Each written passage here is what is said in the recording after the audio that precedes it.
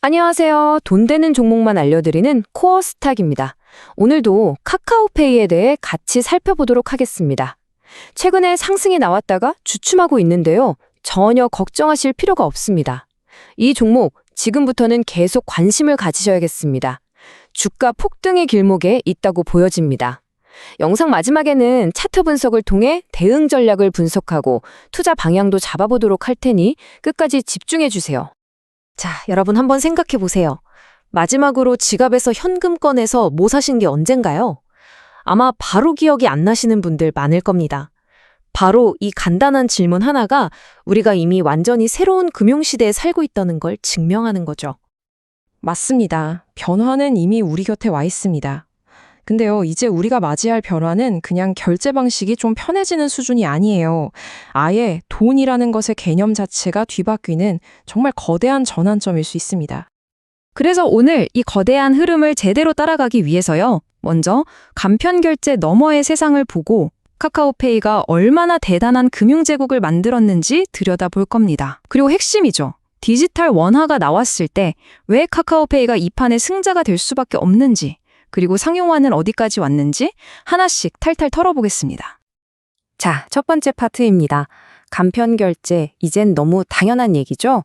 근데 우리가 오늘 할 얘기는요, 이걸 훨씬 뛰어넘는 정말 스케일이 다른 이야기입니다.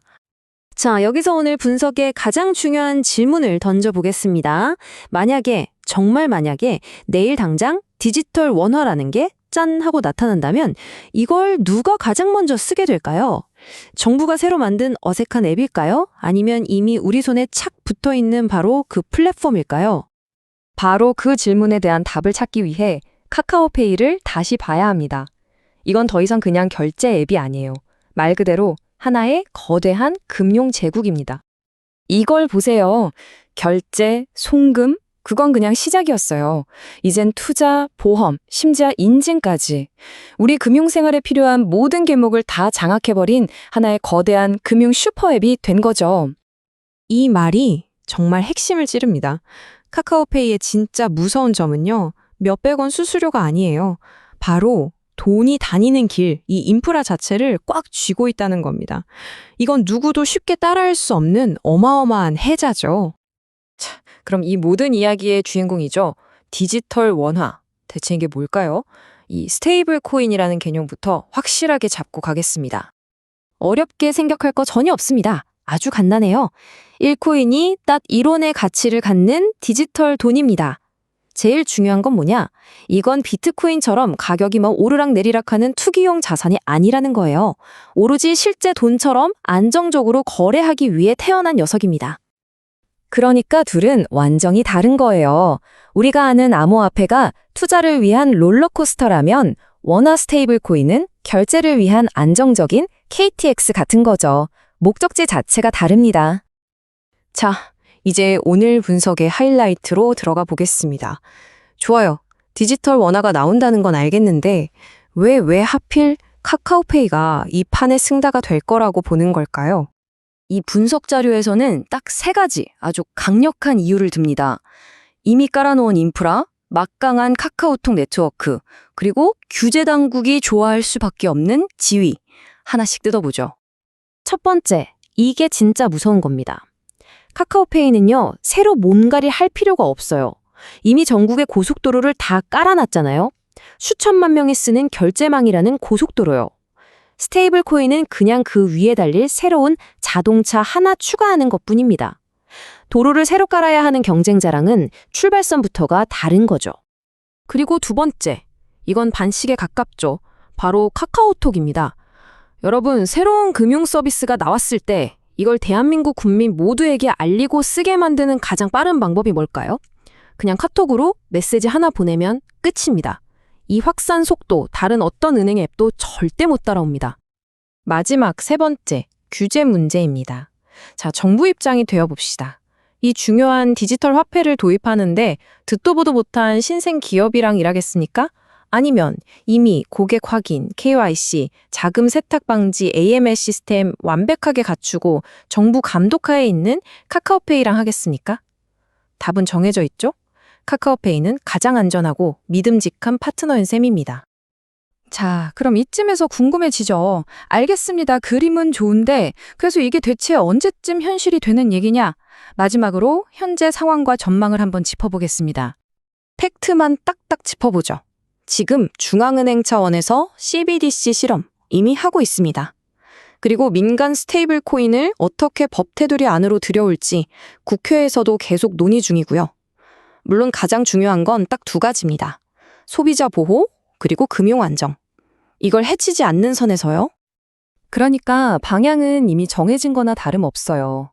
이 기술의 흐름을 막는다? 불가능합니다. 이제 남은 건 이걸 어떻게 안전하게 관리하면서 우리 금융 시스템의 일부로 만드느냐, 그 방법론의 문제뿐입니다. 바로 이 지점 때문에 앞서 말씀드린 논리가 다시 한번 힘을 받는 겁니다. 안전하게 관리한다는 건 결국 이미 정부의 관리 감독 아래에 있는 기존 금융 플랫폼, 바로 카카오페이 같은 기업들한테 절대적으로 유리한 환경이 조성된다는 뜻이죠.